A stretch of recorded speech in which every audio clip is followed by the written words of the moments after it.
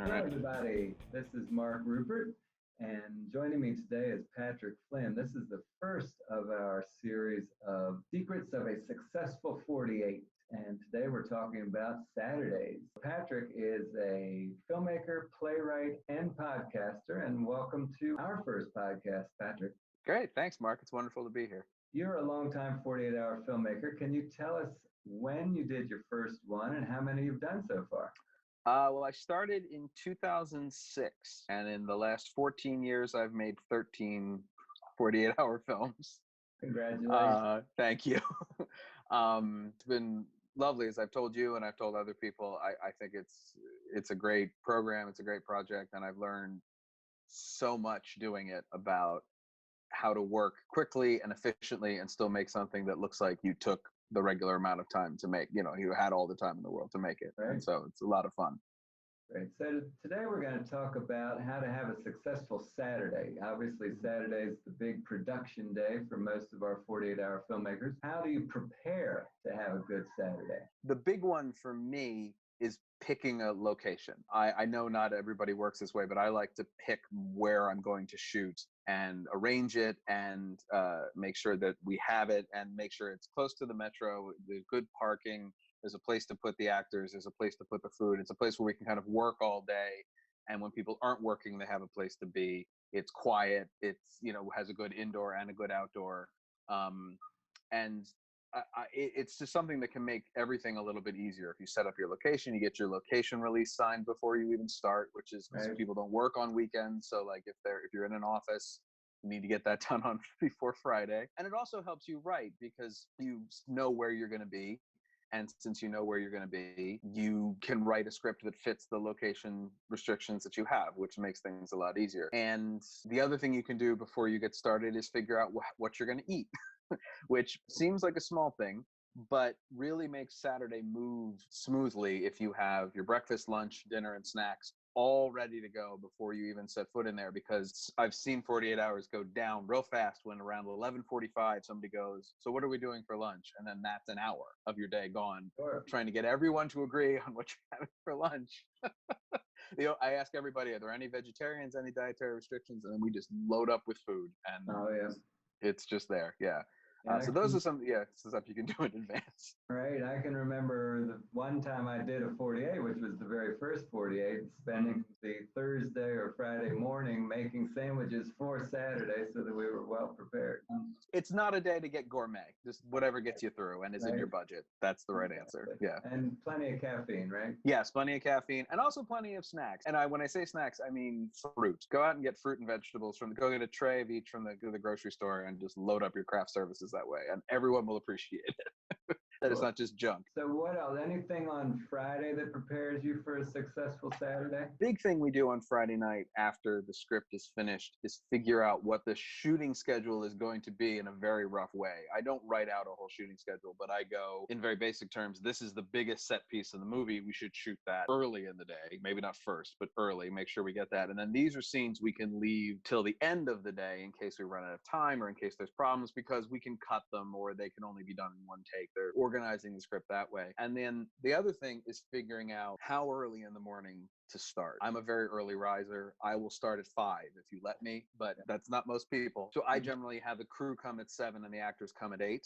And that's what I tell everybody 2 weeks before we start. And then that night they will get emails and texts from me saying, yes, you're there at 8, or no, you don't have to be there till 10, or you'll be done at 2. I also make sure I use all the actors I reserved. I always tend to reserve a small pool of actors and then use them all instead of getting like 30 people saying, are you free? And then calling in 6 of them. I feel that's not the best use of time. But only you know that. What makes you, the director knows, you know what kind of person you are, you know when you work the best. And since you have to be there from Friday night to Sunday night, if you work better in the evening, that's when you shoot the thing. I don't know how you do that, but like I generally like to start at 8 and we're generally done my shoots by 6. That's kind of my out. I tell people, all the actors, they're going to have to be there till 8 p.m. so that when I cut them loose at 6 p.m., they're so happy. But we've had things go wrong where I'm aiming for 6 and we haven't gotten out of there till 7:30, but we've never gone past. And that also makes everybody feel really good and a little happy. Yeah. Obviously, Saturdays are all about shooting. So, do you have a particular trick to making sure your shoot goes well? What can you advise the other filmmakers? Yes, I do. I developed this tech, and this is a 48-hour technique I have taught to undergrads and grad students as I've taught filmmaking. And that was something I like to call shooting backwards. We're always taught in film school to shoot a scene. You light the scene, you shoot the master first to get all the actors, and you shoot them, and then you go in for close-ups because that's the best way to do it for lighting. But I found that always ended up with an unusable master. We do 9 takes on the master because people didn't know their lines because they got the script last night at midnight if I was really good, closer to like 1 a.m., 2 a.m. So I found that if I do the close-ups first, where they just have to know their lines and someone can be feeding them their lines off camera if need be, and do all the close-ups and then slowly back the camera out. So I do all the close-ups and then I'll do 2 shots and then I back out to a master. I would then only have to do 2 takes of the master and both would be usable. Right. Personally, my style is since I do a lot of comedy and the old adage is comedy plays best in a wide shot, that usable master is very important to me. And so by the time you've done X number of takes with close-ups and backed out, they know their lines and they can do good masters, 2, 3 of them, however many you want to do, and then you will actually be able to use them during editing. And that is something that really saves you a ton of time. So, you touched on lunch earlier, and Mm-hmm. obviously, lunch will break up the day. If you're shooting starting at 9 or 10 in the morning, and then you've got to have that lunch break. How does the scheduling of lunch impact your day, both the lunch itself and the after lunch?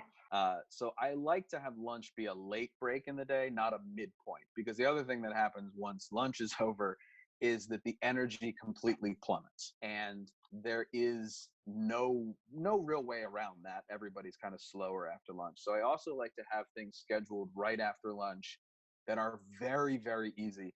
Also, shots that don't have sound, I like to do after lunch because they're much faster. And so we can like kind of burn through a bunch of things right after lunch. And people, once they get in the groove a little bit, go, okay, I'm ready to get back in. And then we do the 2 or 3 things we've saved till after lunch. If your movie has a montage, that's a great thing to do right after lunch. If you can live without sound or the sound doesn't matter as much because you're going to put music over the whole thing, Right. that's an excellent thing to do right after lunch. Bunch of shots, really fast, grabbing people, pulling them around. Yeah. So let me ask you this. Have you ever sent an actor home too early to then suddenly realize you need them back? I have had actors. I've done the other thing. I've been so terrified of that. I never cut anybody early ever. Even if I'm done everything they've done in the script. If they can stay, I'm going to have them stay. Now I have had people be like, I have to be out of there by noon. I have to be out of there by 1. And those people, obviously, I let go. And I make sure I do all their stuff. If somebody can be there all day, I'm just going to keep them there all day because the worst thing in the world would be that feeling of like, oh no, we forgot to do this. Because the other thing is, I also have done this 13 times for 14 years, and I have yet to make a movie where I didn't forget a shot. It has happened in every single movie, and I've gotten it down to 1. I've gotten it down to 1 shot that I've forgotten, but I always forget a shot, and it's that kind of thing that also keeps me coming back because like 1 year I'm not going to forget any shots, but also it's that kind of thing that makes me go, I will never let anyone go away, because if I'm going to forget one by myself, that's on me. But if you leave and I remember, oh, I didn't shoot your whole half of this section or something like that'd be terrible. Right. That'd be absolutely terrible. About ADR, do you do anything with that on Saturday? I do all my ADR on Saturday. The only time I always tell the actors, I always find out who's available Sunday. I say, in case I need to loop some dialogue, will you be available? And I've only ever once done it, and it was for that film I just mentioned, The Facts Are These, where because of that editing, I had to re-record 2 lines. I just needed 2 lines from 2 actors to bridge scenes together that previously had. So they were able to come in and do it, luckily. There was talk for a little while of me imitating one of the actors. We tried it. It didn't go great. I'm really glad the actor could actually be there. But I always have all the actors read all of their lines on the location on Saturday before we wrap a setup. It's so easy to edit that in later if something went wrong with the sound, or if this truck went by that you didn't quite hear, or more likely than not, the air conditioner came on. Like, it's all those little in-building sound things you just can't control. And then any dialogue that's outside, I have them record inside in as quiet an environment as possible to then, and then of course, obviously I do room tone outside too, so I can lay down the dialogue if I have to. I have never had to use it. So Saturday is all about just doing as much as you possibly can and getting everything you need and hoping everyone has a good time. Right. And then if you do all those things, you can have fun and still, get a great movie out of it. My other rule for Saturday, and it's just this is a rule we came up with the second year we did it, which was much harder again because we shot on DV tape, I think the first 4 times I did the 48, which meant we had to capture it all in real time if you ever use DV tape. Oh, yeah. So that slows your editing down a lot. Now, man, load that thing in. Oh, it's so great. But one of our rules starting in the second year was that before I went to bed, one of our rules is we always go to sleep. We sleep on Friday night, we sleep on Saturday night. That's a rule. But the other rule is always have a rough cut done Saturday night before you go to bed. When I get up on Sunday, I'm looking at a movie. I'm not looking at disparate parts of a movie. I'm looking at an assembled, as it was 2 years ago, 13-minute cut of a movie that needs to be much, much shorter. I didn't sleep great that night. I'll be honest. I didn't sleep great. I spent a lot of restless time thinking about how the heck I was gonna fix this. We came in second, so hey, it's pretty good. Tell me this.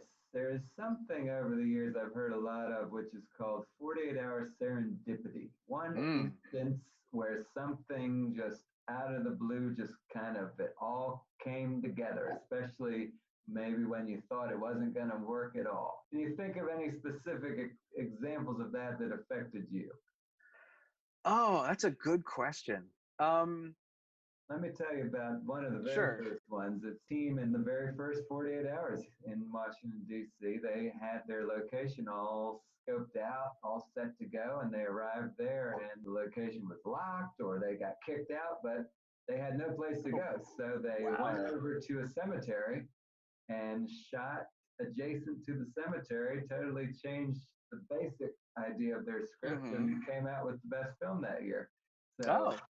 So it's one of those things that... Yeah, I will say, so having drawn, and I'm sorry it's not a genre anymore, but having drawn musical Western 3 times, the first time we did a straight Western, the second time we did a Western that had a song in it, and then the third time I thought, well, the fates want me to do a musical, so we're just going to do a musical. Well, we're coming to the end of our time. Do you have any kind of final words of wisdom for our filmmakers on how... I do. Yeah, the one thing I want to really stress is that you need to plan your Saturday. I think there's a lot of teams that go into the whole 48 sort of with the sense of we're just going to kind of make this up as we go along because that's the spirit of it. Right. But you really do need to plan your Saturday because you will, at least in a very loose way, like I say, like what you're having for lunch, what time of day lunch is, these basic things like that. Because even if you all agree that you're just going to kind of have fun, you don't care if you win, you don't care of any of that, you're just going to make a movie, it's stressful. And when you get late in the day after you've been shooting for 12 hours, I don't care who you are, you get snippy, you get angry, you get anxious, you get all those things. And if you plan your Saturday at least a little bit, but obviously I plan it a lot, you will you guarantee yourself to have a good time. It sort of doesn't, if you plan the fun, it will be fun. That's the way it will be. So if you take that little extra time to plan out how you're going to run your Saturday, it will be so much more fun. And you'll be so excited to do it again because you have a sense of how to do it and how it works and what works for you. And so, please plan. That's all. So filmmakers, you heard it here. Make your plans for Saturday. Plan Saturday. Successful day. Well, Patrick, thank you so much for taking the time to be with us today. Thank you, Mark. This was wonderful.